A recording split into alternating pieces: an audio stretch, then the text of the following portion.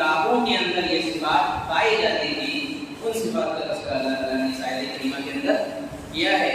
کیا فرمایا اللہ تعالیٰ نے؟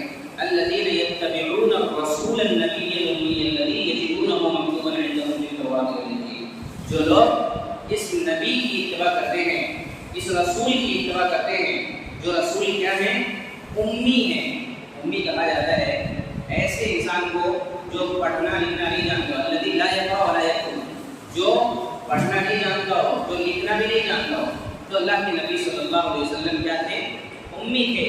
تو جو لوگ اس امی رسول کی اتباع کرتے ہیں، جس رسول کی صفات ان کی کتابوں کے اندر یجدونہ مکتوبا عندہم فی التوراۃ والانجیل، جس کی صفات کا تذکرہ اللہ تعالیٰ نے پچھلی کتابوں کے اندر کیا ہے، تورات میں کیا ہے، انجیل کے اندر کیا ہے، ان کتابوں کے اندر یہ لوگ اللہ کے نبی صلی اللہ علیہ وسلم کی صفات کو پاتے ہیں، اور پھر اس صفات کو پانے کے بعد آپ صلی اللہ علیہ وسلم کی کیا کرتے ہیں؟ اتباع کرتے ہیں۔ ان سے کہا جا رہا ہے، یہ یہودیوں سے کہا جا رہا ہے، یہ عیسائیوں سے کہا جا رہا ہے کہ ان کی کتابوں کے اندر اللہ کے نبی صلی اللہ علیہ وسلم کی صفات کو یہ لوگ پاتے ہیں اور پڑھتے ہیں، اور اس کے بعد آپ صلی اللہ علیہ وسلم کی اتباع کرتے ہیں، آپ صلی اللہ علیہ وسلم پر ایمان لاتے ہیں۔ تو ان لوگوں کے بارے میں کہا جا رہا ہے۔ اور کون سی صفات کو اپنی کتابوں کے اندر پڑھتے ہیں؟ اللہ تعالیٰ نے فرمایا کون سی صفات ہیں جو اللہ کے نبی صلی اللہ علیہ وسلم کی صفات ان کتابوں کے اندر پائی جاتی ہے؟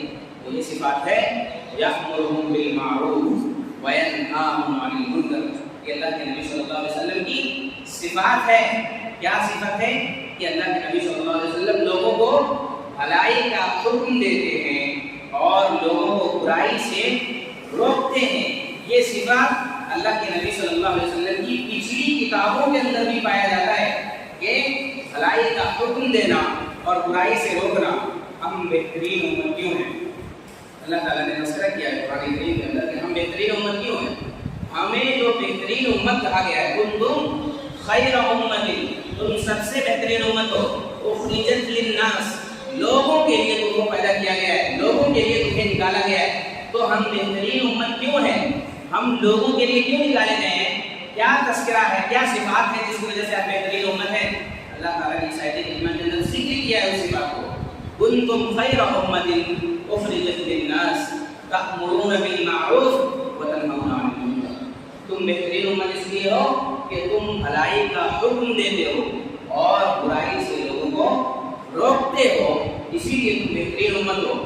اور بہترین امت کی یہ صفات ہونی چاہیے کہ بھلائی کا حکم دے اور برائی سے روکیں۔ معاشرے اور سماج کے اندر بہت سارے لوگ ایسے ہوتے ہیں کہ بھلائی کا حکم دیتے ہیں لیکن برائی سے نہیں روکتے۔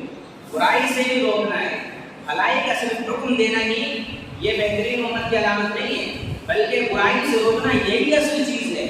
اور اللہ کے نبی صلی اللہ علیہ وسلم نے جب مکے کے اندر آپ صلی اللہ علیہ وسلم کو مبعوث کیا گیا تو وہاں کتنی برائیاں تھیں، ان تمام برائیوں پر آپ صلی اللہ علیہ وسلم نے قدم لگایا اور اس کے خلاف آپ صلی اللہ علیہ وسلم نے آوازیں اٹھائی ہیں کہ یہ تمام کی تمام چیزیں جو تم لوگ کرتے ہو، یہ بتوں کے سامنے جو تم جھکتے ہو، خانے کعبہ کے اندر اتنے بت رکھے ہوئے تھے ان کی جو عبادت تم لوگ کرتے ہو، ننگا طواف تم لوگ کرتے ہو، یہ جو زناکاری کرتے ہو، یہ بدکاریاں کرتے ہو، عورتوں کی عزتوں کو نیلام کرتے ہو، اپنے آپ کے حقوق کو تم کھاتے ہو، دوسروں کے حقوق کو کھاتے ہو اور یتیموں کے مالوں کو کھاتے ہو، نہ جانے کتنی برائیاں تھی اس قوم کے اندر۔ ان برائیوں پر اللہ کے نبی صلی اللہ علیہ وسلم نے بھی قدم لگایا ہے۔ تو برائیوں کو بھی روکنا یہ ہماری بنیادی ذمہ داری ہے۔ معاشرے اور سماج کے اندر ہم صرف اچھی باتیں بتانے کے لیے لوگوں کے پاس نہ جائیں، بلکہ اگر کہیں پر کوئی خامی ہمیں دکھ رہی ہے تو اس خامی کو بھی دور کرنا یہ ہماری بنیادی ذمہ داری ہے۔ اللہ کے رسول صلی اللہ علیہ وسلم نے فرمایا کہ من رأى منکم منکرا فلیغیرہ بیدہ فإن لم يستطع فبلسانہ فإن لم يستطع فبقلبہ۔ جب تم میں کا کوئی انسان برائی کو دیکھے تو اسے ہاتھ سے روکنے کی طاقت ہو تو ہاتھ سے جا کر اس کو روکے کہ یہ غلط کام ہو رہا ہے، تم اسے نہیں کر سکتے ہو۔ اللہ تعالیٰ نے اگر ہاتھ میں اتنی طاقت دی ہے کہ آپ ہاتھ سے روک سکتے ہو تو ہاتھ سے جا کر اس برائی کا خاتمہ کرو، اس برائی کو ختم کرو، کیونکہ برائی جو ہوتی ہے معاشرے اور سماج کی جڑوں کو ہلا کر رکھ دیتی ہے، معاشرے کے اندر بدکاریاں پیدا کرتی ہے، معاشرے کو ایک برا معاشرہ بنا کر لوگوں کے سامنے پیش کرتی ہے. لہٰذا برائیوں پر قدغن لگانا یہ تمام لوگوں کی بنیادی ذمہ داری ہے. اللہ تعالیٰ نے اگر آپ کے ہاتھ میں طاقت دی ہے تو آپ ہاتھ سے اس برائی کو روکو. اگر ہاتھ میں اللہ تعالیٰ نے طاقت نہیں دی ہے، زبان میں اتنی طاقت ہے کہ آپ اس برائی کے بارے میں بول سکتے ہو، تو اللہ کے لیے اس برائی کے اوپر قدغن لگاؤ، زبان سے بول کر اس برائی کے اوپر قدغن لگاؤ. اور اگر اللہ تعالیٰ نے زبان میں بھی طاقت نہیں دی ہے کہ آپ اس برائی کے بارے میں بول سکو، تو کم سے کم دل میں اس برائی کو برا سمجھو. اللہ کے نبی صلی اللہ علیہ وسلم نے فرمایا وَذَلِكَ أَضْعَفُ الْإِيمَانِ، یہ ایمان کا سب سے کمتر حصہ ہے. اللہ تعالیٰ نے ایمان کا جو بھی حصہ آپ کو عطا کیا ہے، اگر ہاتھ میں طاقت ہے تو ہاتھ سے روکیں، زبان میں طاقت ہے تو زبان سے روکیں، اور اگر نہ ہاتھ میں طاقت ہے نہ زبان میں طاقت ہے تو کم سے کم اسے دل میں برا سمجھنا چاہیے. یہ بہترین امت کی علامت ہے. اللہ تعالیٰ نے اسی کا تذکرہ کیا ہے کہ تم بہترین امت ہو اور تم برائی سے لوگوں کو روکتے ہو اور بھلائی کا حکم دیتے ہو. صرف بھلائی کا حکم دیتے رہنا اور برائی سے نہ روکنا یہ بہترین امت کی علامت نہیں ہے. اللہ کے نبی صلی اللہ علیہ وسلم کی ان صفات کا جو تذکرہ کیا گیا ہے، یہ جو پچھلی کتابوں کے اندر آپ صلی اللہ علیہ وسلم کی صفات پائی جاتی تھی، وہ یہی صفت تھی کہ پچھلی کتابوں میں اللہ کے نبی صلی اللہ علیہ وسلم کی یہی صفات تھی کہ آپ صلی اللہ علیہ وسلم لوگوں کو برائی کا حکم برائی سے روکتے ہیں اور بھلائی کا لوگوں کو حکم دیتے ہیں. اللہ کے نبی صلی اللہ علیہ وسلم کی پہلی صفات یہ تھی. اسی طریقے سے اللہ کے نبی صلی اللہ علیہ وسلم کی دوسری صفت جو پچھلی کتابوں کے اندر موجود ہے، اللہ کے نبی صلی اللہ علیہ وسلم اچھی باتوں کو کا حکم دیتے ہیں کہ یہ باتیں یہ کام تم کیا کرو، برائی سے روکتے ہیں، اور خبائث سے جو حرام چیزیں ہوتی ہیں ان سے اللہ کے نبی صلی اللہ علیہ وسلم لوگوں کو روکتے ہیں. یہ بھی صفات اللہ کے نبی صلی اللہ علیہ وسلم کی پچھلی کتابوں کے اندر موجود ہے.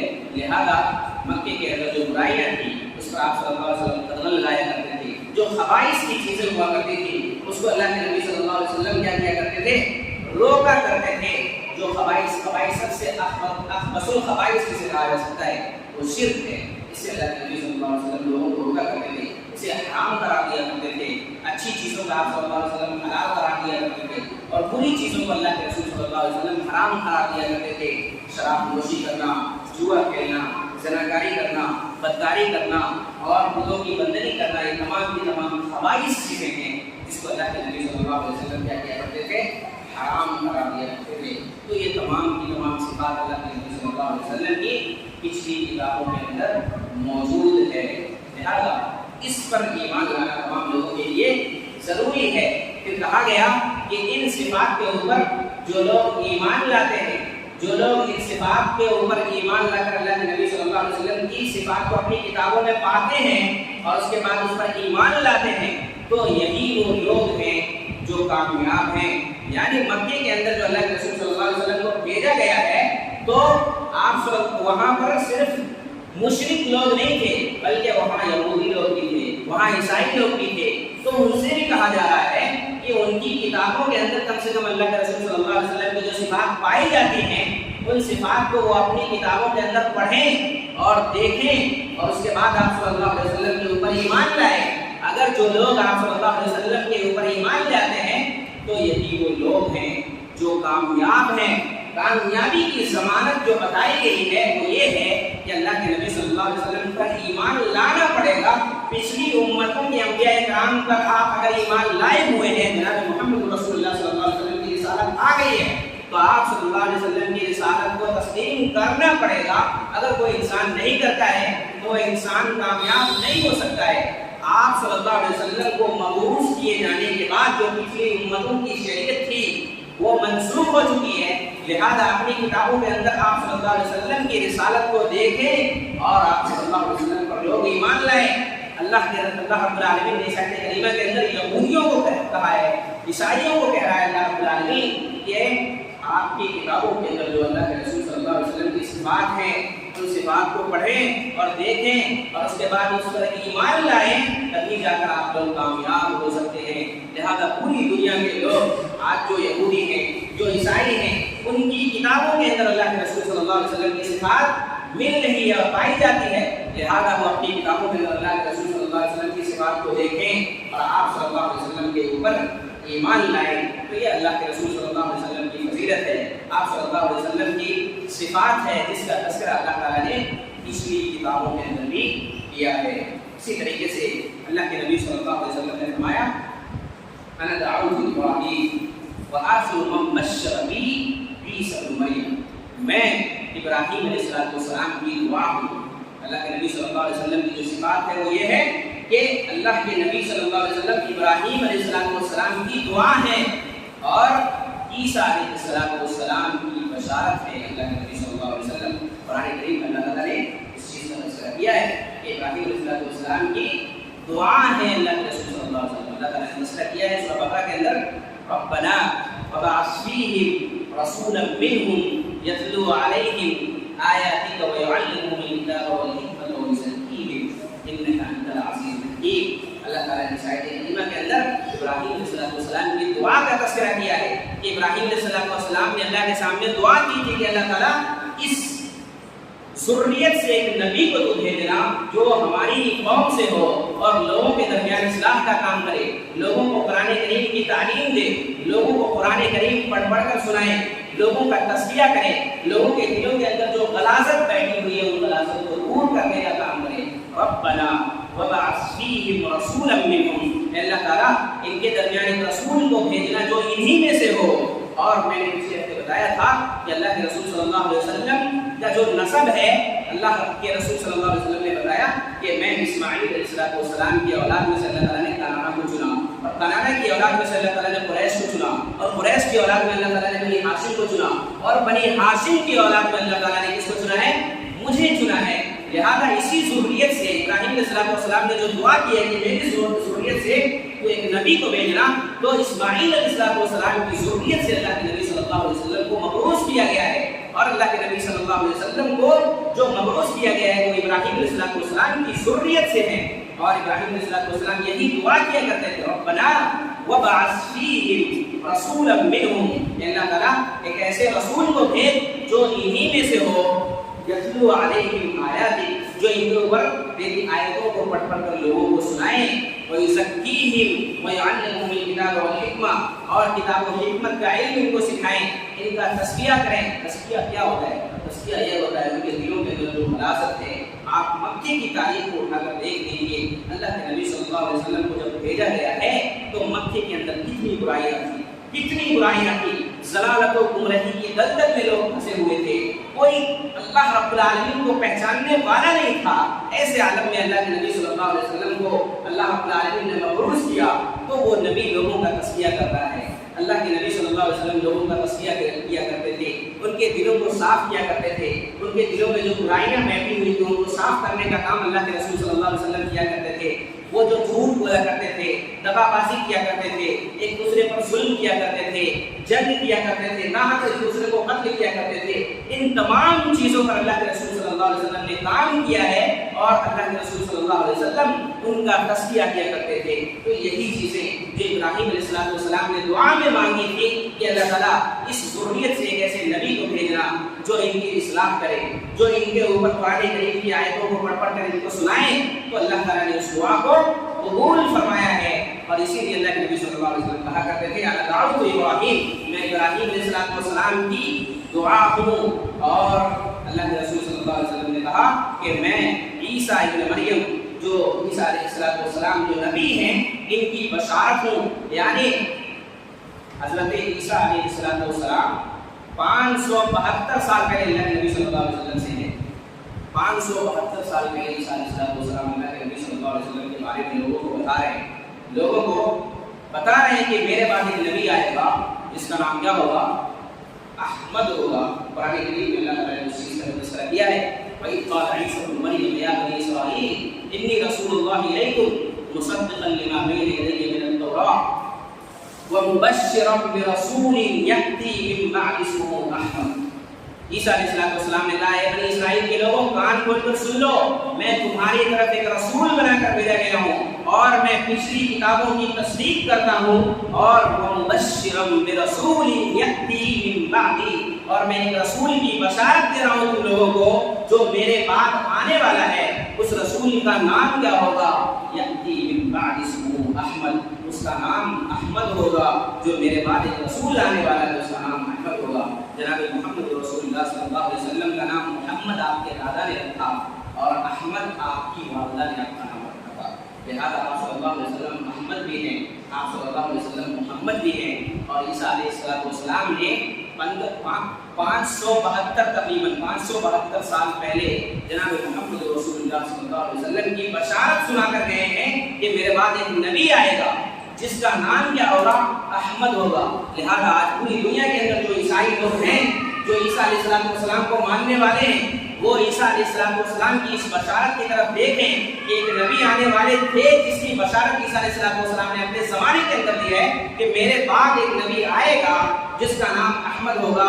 لہذا اس نبی کی اتباع کرنا تمام لوگوں کے لیے لازم اور ضروری ہے، اور اللہ کے نبی صلی اللہ علیہ وسلم نے فرمایا ہے کہ میرے بعد، میری رسالت کے آ جانے کے بعد اگر موسیٰ علیہ السلام بھی آ گئے تو اگر کوئی انسان ان کی اتباع کرنے لگ جائے اور مجھے چھوڑ دے تو وہ انسان گمراہ ہو جائے گا۔ ایک واقعہ ہے، حضرت عمر بن خطاب رضی اللہ تعالیٰ عنہ ایک قریش کا حصہ لے کر بڑھ رہے تھے، اللہ کے نبی صلی اللہ علیہ وسلم وہیں پر موجود تھے، آپ صلی اللہ علیہ وسلم کا چہرہ سرخ ہونے لگا، حضرت ابوبکر صدیق رضی اللہ تعالیٰ عنہ وہیں پر موجود تھے، انہوں نے کہا اے عمر کیا تو اللہ کے نبی صلی اللہ علیہ وسلم کے چہرے کی طرف نہیں دیکھ رہا ہے؟ آپ صلی اللہ علیہ وسلم کا چہرہ لال پیلا ہو رہا ہے، کیا تو اللہ کے نبی صلی اللہ علیہ وسلم کے چہرے کی طرف نہیں دیکھ رہا ہے؟ عمر بن خطاب رضی اللہ تعالیٰ عنہ جب چہرہ اٹھاتے ہیں اللہ کے نبی صلی اللہ علیہ وسلم کو دیکھتے ہیں تو آپ صلی اللہ علیہ وسلم کا چہرہ سرخ ہو گیا تھا۔ حضرت عمر بن خطاب رضی اللہ تعالیٰ عنہ کہنے لگے اعوذ باللہ ومن غضب اللہ رضینا باللہ ربا وبالاسلام دینا وبمحمد نبیا، میں اللہ اور اس کے رسول صلی اللہ علیہ وسلم کے غضب سے پناہ مانگتا ہوں، رضینا باللہ ربا، میں اللہ رب العالمین سے راضی ہوں، میں اللہ کے نبی صلی اللہ علیہ وسلم کی رسالت سے راضی ہوں، میں اسلام سے راضی ہوں۔ اور اس کے بعد جب یہ جملہ کہا اللہ کے نبی صلی اللہ علیہ وسلم کے سامنے تو اللہ کے نبی صلی اللہ علیہ وسلم نے کہا والذی نفس محمد بیدہ لو بدا لکم موسیٰ فاتبعتموہ وترکتمونی لضللتم عن سواء السبیل، آج اگر موسیٰ علیہ السلام بھی یہاں آ جائیں تو ان کو میری اتباع کرنا پڑے گا، لہذا اگر تم لوگ مجھے چھوڑ کر موسیٰ علیہ السلام کی اتباع کرنے لگو گے تو تم لوگ سیدھے راستے سے لضللتم عن سواء السبیل، تم لوگ سیدھے راستے سے گمراہ ہو جاؤ گے۔ تم ذرا غور کیجیے، ایک نبی کی اتباع گمراہی ہے اللہ کے نبی صلی اللہ علیہ وسلم کی موجودگی میں، تو دوسرے کی اتباع گمراہی نہیں ہے تو اور کیا ہے؟ لہذا اس چیز کو سمجھنے کی ضرورت ہے۔ عیسیٰ علیہ السلام نے جو بشارتیں سنائی ہیں اس بشارت کے بعد لوگوں کو یہ چیزیں سمجھنا ہے کہ اللہ کے نبی صلی اللہ علیہ وسلم کے آ جانے کے بعد دوسری شریعت کیا ہو چکی ہے؟ منسوخ ہو چکی ہے۔ اللہ کے نبی صلی اللہ علیہ وسلم پر ایمان لانا تمام لوگوں کے لیے لازم اور ضروری ہے۔ کوئی انسان اگر یہ کہتا ہے کہ میں عیسیٰ علیہ السلام کو ماننے والا ہوں اور عیسیٰ علیہ السلام کو ہی مانوں گا اور اس کی شریعت پر چلتے رہوں گا، وہ انسان کامیاب نہیں ہو سکتا ہے۔ اللہ کے نبی صلی اللہ علیہ وسلم کے آ جانے کے بعد آپ صلی اللہ علیہ وسلم کی شریعت کو قبول کرنا، آپ صلی اللہ علیہ وسلم کی شریعت کو ماننا اور اس کے مطابق زندگی گزارنا، اس پر ہی انسان کو کامیابی مل سکتی ہے، نہیں تو کوئی انسان کامیاب نہیں ہو سکتا ہے۔ لہذا عیسیٰ علیہ السلام کی اللہ کے نبی صلی اللہ علیہ وسلم کی بشارت ہے، جو عیسیٰ علیہ السلام اپنے زمانے میں یہ بشارت دے کرتے ہیں کہ میرے بعد ایک نبی آنے والا ہے جس کا نام احمد ہوگا۔ تو یہ بھی اللہ کے نبی صلی اللہ علیہ وسلم کی صفات عالیہ ہے۔ ایک اللہ کے نبی صلی اللہ علیہ وسلم کی صفات کا تذکرہ پچھلی کتابوں کے اندر ہے۔ اللہ کے نبی صلی اللہ علیہ وسلم کے بارے میں حضرت ابراہیم علیہ السلام نے دعا کے اندر مانگا کہ اللہ تعالیٰ میری ضروریت ایک نبی کو بھیجنا ہے، اس کی اصلاح کرے، اس قوم کی اصلاح کرے۔ اسی طریقے سے سیدنا عیسیٰ علیہ السلام بشارت سنا کر لوگوں کو جا رہے ہیں میرے بعد ایک نبی آنے والا ہے۔ اب اتنی نشانیاں ہونے کے باوجود بھی اگر کوئی انسان اللہ کے نبی صلی اللہ علیہ وسلم کو نہ مانے، آپ صلی اللہ علیہ وسلم کی رسالت کا انکار کرے، آپ صلی اللہ علیہ وسلم کہ رسالت کا انکار کر دے اور سرے سے انکار کر دے، تو وہ انسان اس کی عقل پر کفر کہا جا سکتا ہے۔ ان کی کتابوں کے اندر بھی یہ چیزیں موجود ہیں۔ کوئی انسان اگر قرآن کریم کو نہیں مان رہا ہے تو چلے ایک بات سمجھنا آتی ہے، جب ان کی اپنی کتابوں کے اندر آپ صلی اللہ علیہ وسلم کی صفاتیں موجود ہیں، یہودیوں کی کتابوں کے اندر موجود ہے، عیسائیوں کی کتابوں کے اندر موجود ہے، دیگر ادیان کی کتابوں کے اندر آپ صلی اللہ علیہ وسلم کی صفات عالیہ موجود ہیں، تو ان صفات عالیہ کو کم سے کم پڑھ کے اللہ کے نبی صلی اللہ علیہ وسلم کی رسالت کو سمجھیں اور اس کو قبول کریں، اور جب تک کوئی انسان اس رسالت کو قبول نہیں کرے گا وہ انسان کامیاب نہیں ہو سکتا ہے۔ لہذا ان چیزوں کو بھی سمجھنے کی ضرورت ہے۔ اسی طریقے سے اللہ کے نبی صلی اللہ علیہ وسلم کے بارے میں قرآن کریم نے کہا أَلَمْ نَشْرَحْ لَكَ صَدْرَكَ وَوَضَعْنَا عَنكَ وِزْرَكَ الَّذِي أَنقَضَ ظَهْرَكَ وَرَفَعْنَا لَكَ ذِكْرَكَ، کہ ہم نے تیرے سینے کو نہیں کھولا۔ یہ اللہ کے نبی صلی اللہ علیہ وسلم کی صفات کو دیکھی. کیا ہم نے تیرے سینے کو نہیں کھولا اس چیز کے لیے، رسالت کو قبول کرنے کے لیے، رسالت کی دعوت لوگوں کو دینے کے لیے، اللہ کی دعوت لوگوں کو دینے کے لیے، اسلام کی دعوت لوگوں کو دینے کے لیے؟ کیا ہم نے تیرے سینے کو نہیں کھولا؟ اللہ کے نبی صلی اللہ علیہ وسلم کے سینے کو اللہ تعالیٰ نے کھول دیا ہے. اور بعض مفسرین یہ بھی کہتے ہیں کہ سینے کو کھولنے کا مطلب یہ ہے کہ آپ صلی اللہ علیہ وسلم کے سینے کو جو چاک کیا گیا تھا وہ بھی مراد ہو سکتا ہے. اللہ کے نبی صلی اللہ علیہ وسلم کے سینے کو 2 مرتبہ چاک کیا گیا ہے. ایک مرتبہ جب آپ صلی اللہ علیہ وسلم بچپن میں 4 سال کے تھے تو اس موقع سے حضرت جبرائیل علیہ السلام آتے ہیں، آپ کے سینے کو چاک کرتے ہیں اور اس کے بعد آپ زمزم کے پانی سے دھو کر اس کے بعد اس کو بند کر دیتے ہیں. اور اسی طریقے سے ایک مرتبہ معراج کے موقع سے اللہ کے رسول صلی اللہ علیہ وسلم کے سینے کو چاک کیا جاتا ہے اور پھر اس کو دھویا جاتا ہے. اللہ کے رسول صلی اللہ علیہ وسلم کی یہ کیا ہے؟ صفات عالیہ ہے. اسی کا تذکرہ اللہ تعالیٰ نے اس آیت کریمہ میں اندر کیا ہے. الم نشرح لک صدرک، کیا ہم نے تیرے سینے کو نہیں کھولا؟ ووضعنا عنک وزرک الذی انقض ظہرک، کیا ہم نے تیرے بوجھ کو ہلکا نہیں کیا ہے؟ یہ رسالت کا جو بوجھ تھا، ذرا سوچئے، رسالت کا بوجھ جو بہت بڑا بوجھ ہے. اسی لیے اللہ کے رسول صلی اللہ علیہ وسلم کے اوپر جب پہلی وحی نازل ہوئی تو آپ صلی اللہ علیہ وسلم پریشان ہو گئے تھے. آپ صلی اللہ علیہ وسلم بھاگے بھاگے آتے ہیں اور اپنے کمرے میں سو جاتے ہیں، چادر تان کر لیٹ جاتے ہیں. آپ صلی اللہ علیہ وسلم کے اوپر خوف اس طریقے سے طاری ہو گیا تھا کہ آپ صلی اللہ علیہ وسلم کی جو بیوی حضرت خدیجہ رضی اللہ تعالیٰ عنہا تھی وہ آپ صلی اللہ علیہ وسلم کو تسلی دے رہی ہے، آپ کو اللہ تعالیٰ کبھی ہلاک نہیں کرے گا، آپ کبھی کسی کے ساتھ برائی نہیں کرتے ہیں، آپ کسی کے ساتھ ظلم نہیں کرتے ہیں، آپ بھلے انسان ہیں، آپ کو اللہ تعالیٰ کبھی ہلاک اور برباد نہیں کرے گا. یہ اللہ کے رسول صلی اللہ علیہ وسلم کی صفات عالیہ تھی. تو اللہ تعالیٰ نے یہی صفات کا تذکرہ کیا. کیا ہم نے تیرے اوپر سے بوجھ کو ہلکا نہیں کیا؟ اسی بوجھ کو اللہ تعالیٰ نے پھر آگے کیا کر دیا؟ ہلکا کر دیا. اللہ کے نبی صلی اللہ علیہ وسلم کے اوپر جو وحی نازل ہوا کرتی تھی اس کا بوجھ تھا، رسالت کا جو بوجھ آپ صلی اللہ علیہ وسلم کے اوپر ڈالا گیا تھا، اس بوجھ کو اللہ تعالیٰ نے کیا کیا؟ ہلکا کیا. اور اسی کا تذکرہ پھر آگے اللہ تعالیٰ نے اور کیا. ورفعنا لك ذکرک، کیا ہم نے تیرے ذکر کو بلند نہیں کیا؟ اللہ کے نبی صلی اللہ علیہ وسلم کے ذکر کو کیا کیا ہے؟ اللہ تعالیٰ نے بلند کر دیا ہے. کوئی انسان اگر کلمہ توحید پڑھتا ہے تو اس کے اندر جہاں پر اللہ رب العالمین کی وحدانیت کو قبول کرنا لازم اور ضروری ہے، وہیں پر اللہ کے نبی صلی اللہ علیہ وسلم کی رسالت کو قبول کرنا بھی لازم اور ضروری ہے. اس لیے کوئی انسان کہتا ہے لا الہ الا اللہ محمد رسول اللہ صلی اللہ علیہ وسلم، کوئی انسان صرف یہ کہے لا الہ الا اللہ، کیا وہ انسان مسلمان ہو جائے گا؟ نہیں ہوگا، کیونکہ اللہ کے رسول صلی اللہ علیہ وسلم نے یہی کہا ہے اگر آج موسیٰ بھی آ جائیں تو ان کو میری اتباع کرنا پڑے گا، اگر موسیٰ علیہ السلام بھی آ جائیں تو میری نبوت کو ماننا پڑے گا. لہذا اللہ کے نبی صلی اللہ علیہ وسلم کی صفات عالیہ کو سمجھیں. اللہ تعالیٰ نے آپ صلی اللہ علیہ وسلم کا ذکر کو، آپ صلی اللہ علیہ وسلم کے ذکر کو بلند کر دیا ہے. اذان دیتے ہیں وہاں پر جہاں اللہ کی کبریائی بلند کرتے ہیں، وہیں پر جناب محمد رسول اللہ صلی اللہ علیہ وسلم کی رسالت کی آواز بھی لوگ بلند کرتے ہیں. یہ اللہ کے نبی صلی اللہ علیہ وسلم کی صفات ہے.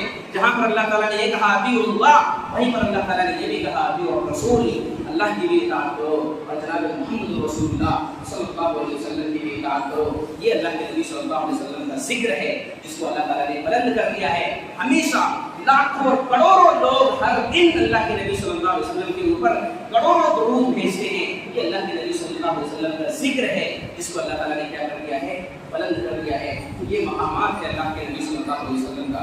لہذا اللہ کے نبی صلی اللہ علیہ وسلم کی صفات عالیہ کو سمجھا جائے اور اس کے مطابق زندگی گزارنے کی کوشش کی جائے. اللہ کے نبی صلی اللہ علیہ وسلم کی اتباع کی جائے اور جن کی کتابوں کے اندر، جو دیگر ادیان کی کتابوں میں اللہ تعالیٰ نے آپ صلی اللہ علیہ وسلم کی صفات کا تذکرہ کیا ہے، ان سے بھی گزارش ہے، ان سے بھی اپیل ہے کہ وہ لوگ بھی اپنی کتابوں کے اندر اللہ کے نبی صلی اللہ علیہ وسلم کی صفات کو پڑھیں اور اس کے مطابق عمل کرنے کی کوشش کریں. اللہ کے رسول صلی اللہ علیہ وسلم کی رسالت کو قبول کریں، تبھی جا کر وہ لوگ بھی کامیاب ہو سکتے ہیں. نہیں تو ان کا بھی ٹھکانہ وہی ہوگا جو مشرکین کا ٹھکانہ ہے، جو کفار کا ٹھکانہ ہے، جو اسلام اور اسلام کو بدنام کرنے والے لوگ ہیں ان کا جو ٹھکانہ ہے، جو رسول صلی اللہ علیہ وسلم کی رسالت کا انکار کرنے والے ہیں ان کا جو ٹھکانہ ہے، ان لوگوں کا بھی وہی ٹھکانہ ہوگا. لہذا اللہ کے نبی صلی اللہ علیہ وسلم کی صفات کو ماننا تمام لوگوں کے لیے ضروری ہے. اللہ رب العالمین ہمیں اس بات کی توفیق دے.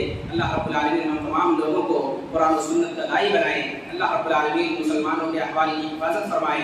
اللہ رب العالمین مسلمان جہاں کہیں بھی پریشان حال ہیں ان کی پریشانی کو دور فرما. اللہ رب العالمین مقروض کے قرض کی ادائیگی کے اسباب غیب سے مہیا فرما. اللہ رب العالمین جو پریشان حال ہیں ان کی پریشانی کو دور فرما. اللہ رب العالمین جو ہم بیمار ہیں ان کی بیماری کو دور فرما. اللہ رب العالمین مسلمانوں کی حفاظت فرما, مسلمانوں کی عزت و آبرو کی حفاظت فرما, مسلمانوں کی جان و مال کی حفاظت فرما. ہم جب تک جئیں تب تک اسلام پر جئیں, جب ہمارا خاتمہ ہو تو ایمان پر ہو. صلی اللہ علیہ نبینا محمد وعلی آلہ وصحبہ وسلم.